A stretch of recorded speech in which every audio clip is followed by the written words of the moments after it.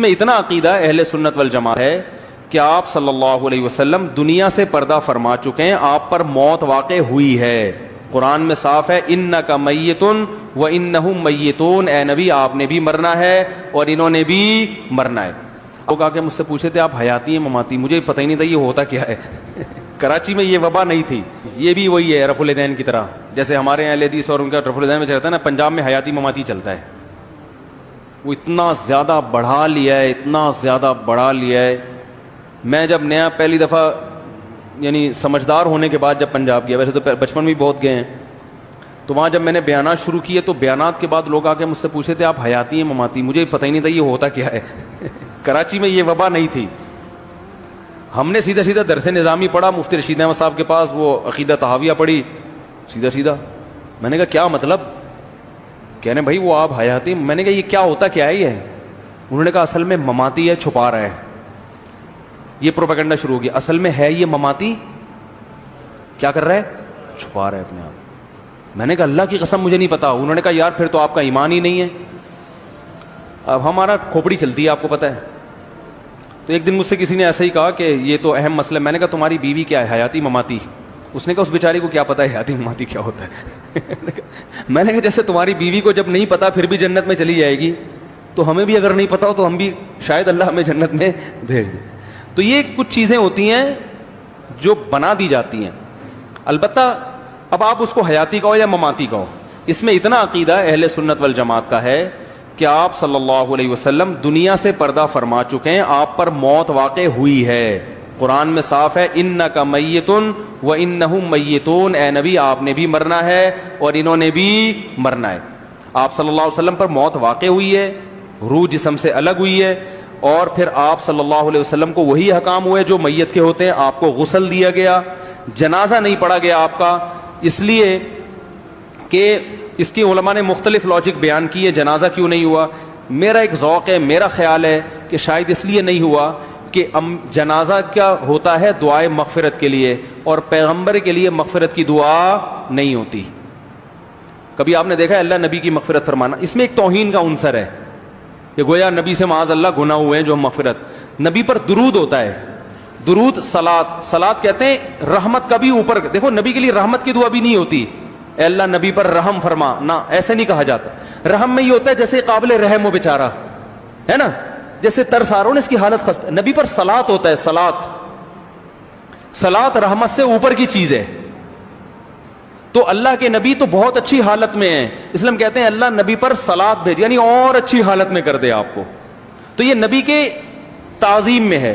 تو اس لیے آپ صلی اللہ علیہ وسلم کے دنیا سے جانے کے بعد آپ پر درود و سلام پڑھا گیا ہے. صحابہ کے مختلف جو ہے نا جتھوں کی شکل میں آتے تھے اور درود پڑھ کے واپس نکل جاتے تھے. باقی غسل دیا گیا, کفن دیا گیا آپ صلی اللہ علیہ وسلم کو, اور آپ صلی اللہ علیہ وسلم کو دفن کیا گیا.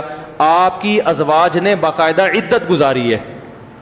میت کی عدت ہوتی ہے نا بھائی, عدت میت کی ہوتی ہے نا, اور عدت گزارنے میں جو باقاعدہ پراپر عدت ہوتی ہے وہ آپ کی ازواج نے اسی پراپر طریقے سے عدت گزاری ہے.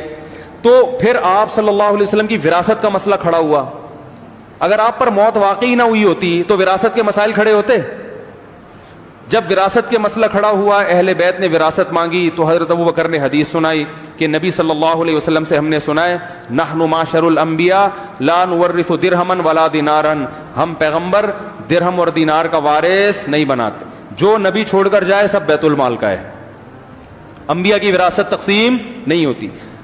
اگر یہ ہوتا نا کہ موت واقعی نہ ہوئی ہوتی تو نبی حضرت ابوبکر کیا فرماتے, بھائی وہ تو انتقال ہی نہیں ہوا ان کا, یہ کہتے نا.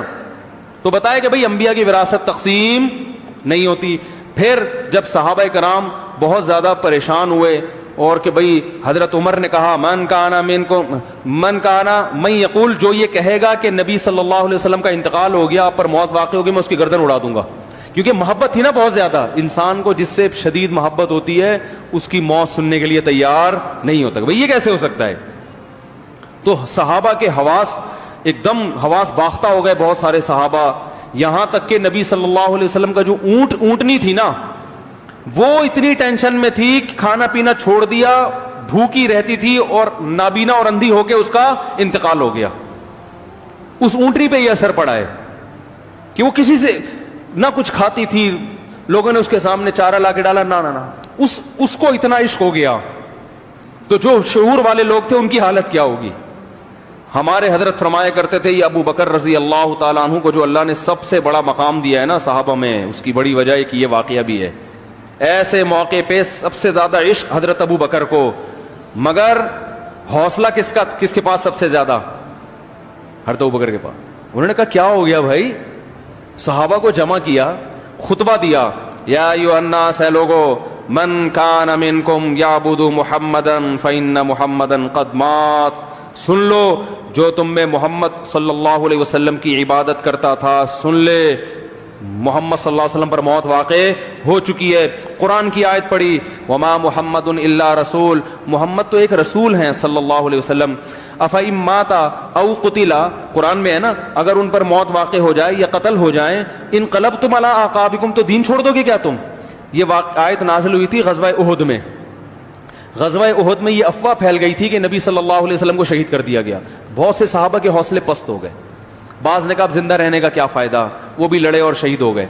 اس پہ یہ آیت نازل ہوئی کہ جب دیکھ لیا نا کہ نبی زندہ ہیں, تو اللہ نے فرمایا کہ یہ حوصلے کیوں پست ہو رہے ہیں؟ نبی تو ایک رسول ہیں, تو رسول تو دنیا سے آتے ہیں اور دنیا سے جاتے بھی ہیں. تو یہ اگر بالفرض واقعی سچی مچی میں چلے بھی جاتے تو یہ حوصلے کیوں پست ہو رہے ہیں؟ تو اگر آئندہ ان کی موت واقع ہو گئی یا جنگ میں شہید کر دیا گیا تو کیا دین سے واپس پھر جاؤ گے؟ اور آگے پھر اللہ نے دھمکی دی, وَمَن يَنقَلِبْ عَلَىٰ عَقِبَيْهِ, اگر کوئی دین سے واپس ہوا, چاہے نبی کی موت کی صورت میں یا شہادت کی صورت میں, دین سے واپس ہوا تو اللہ کا کچھ بھی نہیں بگاڑے گا. تم دین کو فالو محمد صلی اللہ علیہ وسلم کی وجہ سے نہیں کر رہے, کس کی وجہ سے کر رہے ہو؟ اللہ کی وجہ سے. لیکن وہ ساری آیتیں صحابہ کو ظاہر عشق کی یہ کیفیت تھی کہ جب نبی کی موت کی خبر آئی ہے تو یہ سب آیتیں بوجھل, نظروں سے اوجھل ہو گئیں. کیونکہ ہم اور آپ تو تصور نہیں کر سکتے نا صحابہ کو جو محبت تھی. تو حضرت ابو بکر کا کمال یہ ہے کہ محبت سب سے زیادہ, مگر وہ جذبات شریعت کے تابع. صحیح ہے نا. حضرت عمر جیسے مضبوط اعصاب والے کیا کہہ رہے ہیں کہ جو بولے گا کہ نبی کا انتقال ہو گردن اڑا دوں گا میں, وہ تو کوئی بول بھی نہیں رہا تھا. ان کا تھا یہ اگر کہہ رہے ہیں تو اڑائیں گے بھی. ہے ان کو پتا تھا یہ خالی پیلی کی دھمکی بولو بھائی نہیں ہے. تو یہ ایسے نہیں ہے کہ یہ جو بولتے ہیں اس پر عمل بھی کرتے ہیں. تو حضرت ابو بکر ممبر پہ کھڑے ہو گئے اور اعلان کیا کہ لوگوں, قرآن مجید میں اللہ کا ارشاد ہے, وما محمد الا رسول, محمد صلی اللہ علیہ وسلم اللہ کے محض ایک رسول ہیں. افإن مات, اگر وہ موت واقع ہو جائے, او قتل, یا وہ قتل کر دیے جائیں, انقلبتم علی اعقابکم, تو ایڑیوں کے بل پیچھے پلٹ جاؤ گے. یہ آیت پڑھی اور پھر فرمایا, جب یہ آیت پڑھی حضرت عمر کہتے ہیں مجھے ایسا لگا جیسے میں نے یہ آیت پہلی مرتبہ سنی, حالانکہ بار بار نمازوں میں پڑھتے تھے, توجہ نہیں گئی کبھی. اور پھر فرمایا, من کان منکم یعبد محمدا, تم میں جو محمد صلی اللہ علیہ وسلم کی عبادت کرتا تھا یقین کر لے آپ پر موت واقع ہو چکی ہے.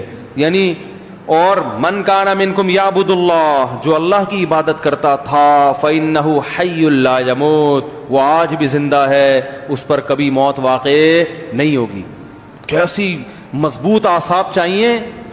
یہ آپ کو ابھی سمجھ میں نہیں آئے گی یہ بات, اس ماحول میں جاؤ تو پتہ چلے گا. تو ہمارے فرمایا کرتے تھے اسی وجہ سے اللہ نے حضرت ابو بکر کو سب سے بڑا مقام دیا. اس وقت امت کو سنبھالا انہوں نے جب اس سے بڑا غم صحابہ کو زندگی میں کبھی نہیں لگا تھا, تو ایسے موقع پہ سنبھالا ہے انہوں نے. اور پھر جو اسلام پر حملے ہوئے ہیں وہ سب میں, حالانکہ سب سے زیادہ غم کس کو ہو رہا ہے؟ خود ابو بکر کو ہو رہا ہے. تو ان سب باتوں سے پتہ چلتا ہے بھائی دنیاوی لحاظ سے آپ صلی اللہ علیہ وسلم پر موت واقع ہو چکی ہے. تو حیاتی کا یہ مطلب لینا کہ آپ پر موت ہی واقع نہیں ہوئی ہے, یہ بھی گمراہی ہے. ہاں یہ ضرور ہے کہ حدیث میں آتا ہے کہ جو میری قبر کے قریب کھڑے ہو کر سلام پڑھتا ہے میں اسے بنفس نفیس سنتا ہوں اور جواب دیتا ہوں اس کا. اور حدیث میں یہ بھی آتا ہے انبیاء اپنی قبروں میں زندہ ہوتے ہیں. یہ بھی بہت ساری روایتیں اس پر. تو ان تمام روایتوں کی روشنی میں اہل سنت والجماعت کا عقیدہ ہے کہ دنیاوی لحاظ سے آپ پر موت واقع ہوئی, لیکن آپ صلی اللہ علیہ وسلم کو قبر میں ایک الگ زندگی ملی ہے, برزخی. اب سوال پیدا ہوتا ہے یہ برزخی زندگی تو ہر ایک کو ملتی ہے, ہر ایک کو اس نوعیت کی نہیں ملتی جس نوعیت کی نبی صلی اللہ علیہ وسلم کو ملی. یہ بہت طاقتور ہے, جو شہداء سے بھی بڑھ کر ہے. حدیث قرآن میں آتا ہے نا, شہید زندہ ہوتا ہے ہے نا قرآن میں. ظاہر ہے برزخی لحاظ سے ہوتا ہے, لیکن برزخ میں تو ہر ایک کو کافر کو بھی ملتی ہے زندگی, تبھی تو اسے قبر کا عذاب اور ثواب محسوس ہوتا ہے. لیکن عام مسلمان کو کافر سے طاقتور, اور پھر شہداء کو عام مسلمانوں سے بھی زیادہ طاقتور, اور پیغمبروں کو شہداء سے بھی زیادہ طاقتور, اور وہ ہے اسی قبر میں. کیا مطلب؟ اس کا اس قبر سے گہرا تعلق ہے, کیونکہ انبیاء کو جو زندگی ملتی ہے تو یہ جو روح ہے نا, اس کا باڈی سے ایک خاص نوعیت کا تعلق ہوتا ہے جس تعلق کا ہمیں علم نہیں ہے. روح کا یہ کہنا کہ اس جسم مبارک سے تعلق بالکل ختم ہو گیا, یہ غلط ہے. نہیں آ رہی بات میرا خیال.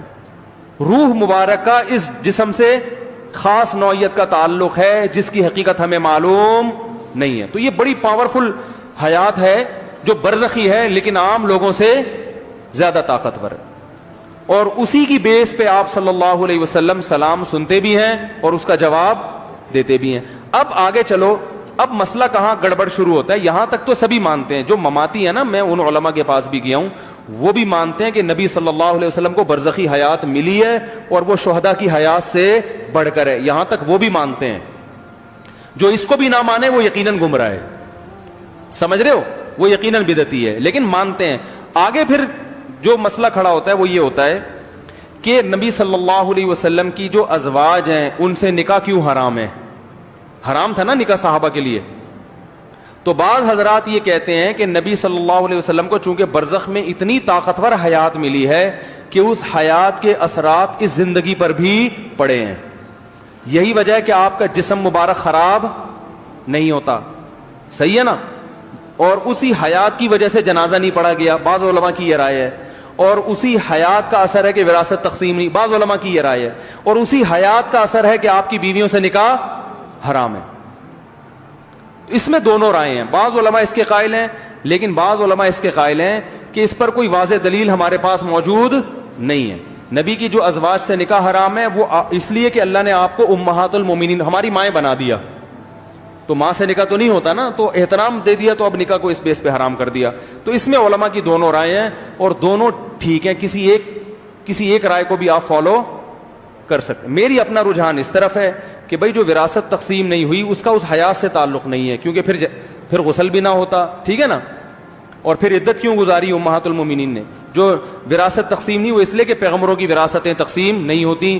جو آپ کی ازواج سے نکاح حرام اس لیے کہ وہ نبی کی بیویاں ہیں, وہ عام عورتیں نہیں ہیں, تو وہ ہمارے لیے قابل احترام ہے, ماؤں کی جگہ ہیں, اس لیے نکاح حرام ہے احترام کی وجہ سے. اور یہ سب, لیکن اگر کوئی اس کا قائل ہے کہ حیات کی وجہ سے تو بھی ٹھیک ہے, گورنمنٹ کی طرف سے کوئی پابندی, بولو بھائی, اس کا ذوق ہے, چلتا ہے. پھر اسی طرح آپ صلی اللہ علیہ وسلم کا جو جسم محفوظ ہے تو وہ بھی آپ صلی اللہ, انبیاء کا معجزہ ہے کہ انبیاء کے جسم خراب نہیں ہوتے, بالکل تغیر نہیں آتا ان میں. ہاں یہ آخری بات رہ گئی کہ نبی صلی اللہ علیہ وسلم کی اس حیات کو اس قبر سے ڈسکنیکٹ کر دینا ٹھیک نہیں ہے. یہ کہنا کہ اس قبر میں محض نقل کفر نباشت کے بالکل ایک باڈی ہے اور اس کا یعنی روح سے کوئی تعلق ہی نہیں ہے, بالکل یعنی ایک جسم ہے اور کچھ بھی نہیں, یہ غلط ہے. ہم جو جاتے ہیں نا نبی صلی اللہ علیہ وسلم کی قبر پہ سلام پیش کرتے ہیں تو صرف اس لیے تھوڑی کہ باڈی ہے وہاں, ہم یہ سوچ کے کہ نبی صلی اللہ علیہ وسلم یہاں موجود ہیں. اب یہ کہتے ہیں کہ ایک ایسی عجیب سی بات ہے کہ یہاں بھی ہیں اور علیین میں بھی ہیں, ٹھیک ہے نا. یہ خواب کی بات ہے. دیکھو خواب میں انسان کا جسم بستر پہ ہوتا ہے اور اس روح کا اس بستر سے تعلق بھی ہوتا ہے کہ نہیں ہوتا, لیکن وہ ایک الگ دنیا میں بھی ہوتا ہے. تو آپ صلی اللہ علیہ وسلم جنت کی نعمتوں میں بھی ہیں, اللہ کا قرب بھی ہے آپ کو, کیونکہ وہ برزخ میں ہیں, اور آپ کا اس قبر سے تعلق بھی ہے. جیسے سوتا ہوا آدمی جو ہے نا اس کا بستر پہ بھی لیٹا ہوا ہوتا ہے نا, بستر سے تعلق ہوتا ہے, ختم نہیں ہوتا, لیکن وہ برزخ میں عالم خواب میں کہیں اور بھی ہوتا ہے. تو ایک ہی شخص ایک وقت میں دو جگہ ہو سکتا ہے, الگ الگ عالم میں, ایک ہی عالم میں دو جگہ. ارے بولتے کیوں نہیں ہو, اس دنیا کے عالم میں اس بستر پہ بھی ہو, انڈا موڑ پہ بھی ہو, ایسا نہیں ہو سکتا. لیکن ایسا ممکن ہے کہ اس دنیا کی لحاظ سے اس بستر پہ ہو اور عالم ارواح میں انڈا موڑ پہ ہو, عالم خواب میں کہاں ہو, انڈا موڑ پہ. تو ہمارے نبی صلی اللہ علیہ وسلم جو ہیں اس قبر میں بھی ہیں, دنیاوی لحاظ سے تو آپ اس قبر اطہر میں ہیں, اور روح کا جسم سے تعلق ہے. برزخی حیات میں آپ صلی اللہ علیہ وسلم کو اللہ تعالیٰ نے جہاں بھی رکھنا ہے جو اللہ نے آپ کو نعمتیں دی ہیں ان سے لطف اندوز ہوتے ہیں. اور جو قبر پہ, اچھا بعض لوگ یہ اشکال کرتے ہیں قبر پہ تو کروڑوں لوگ سلام پڑھتے ہیں, تو کیا سب کو سن رہے ہیں اور پھر سب کا جواب دے رہے ہیں؟ تو یہ تو پریکٹیکلی ممکن او بھائی کیا ہو گیا ہے نہیں. تو بات یہ ہے کہ ہم جو یہاں سلام پڑھتے ہیں تو وہ سلام عالم برزخ میں پہنچایا جاتا ہے, عالم برزخ میں سنتے ہیں. برزخ میں یہ سب ممکن ہے, دنیاوی لحاظ سے یہ ممکن نہیں ہے. تو برزخ میں ہو رہا ہے یہ سب کچھ. جب سلام پڑھا جاتا ہے تو عالم برزخ میں نبی صلی اللہ علیہ وسلم کو وہ سلام سنایا جاتا ہے, پھر عالم برزخ میں آپ صلی اللہ علیہ وسلم اس کا جواب دیتے ہیں. تو وہ اس میں وہ ممکن ہے عالم برزخ میں. وہاں ٹائم کے اکائیاں وہ نہیں ہیں جو یہاں ٹائم کی اکائیاں ہیں. تو علامہ ابن حجر رحمہ اللہ نے یہی لکھا ہے کہ یہ برزخ کی چیز ہے جس کو دنیا پر قیاس نہیں کیا جا سکتا.